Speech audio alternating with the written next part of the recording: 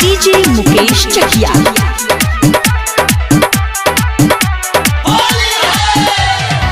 होली में आसो हमारी बिघरे राना बिगोरे गाली बहिया में धरे। होली में आसो हमारी बिघरे राना बिगोरे गाली बहिया में धरे। पतली कमर का तन छुएदा फगुनी बयारी के लहर लुटेदा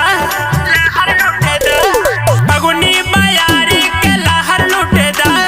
होली के बहाने दोनों होठ चूसेदा फगुनी बयारी के लहर लुटेदा।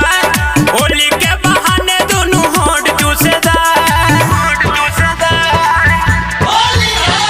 डीजे मुकेश चकिया।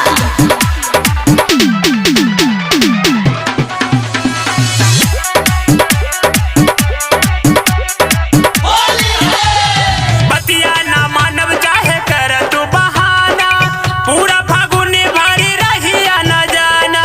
गोरे गोरे गाल पे रंग कहे लाल पे पीला रंग सब लगे।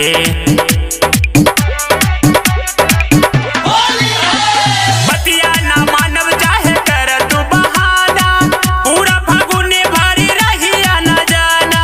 ऊपरा से नीचे वाला रंग चुएदा फगुनी बयारी के लहर लुटेदा फगुनी बयारी के लहर लुटेदा। होली के बहाने दोनों होठ चूसेदा फगुनी बयारी के लहर लुटेदा। होली के बहाने दोनों होठ चूसेदा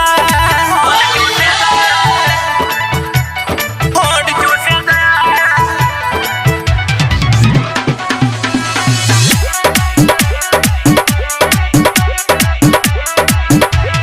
कारण बेदर्दी राकेश राज के रानी बनी हम मुस्काने करब मन माने।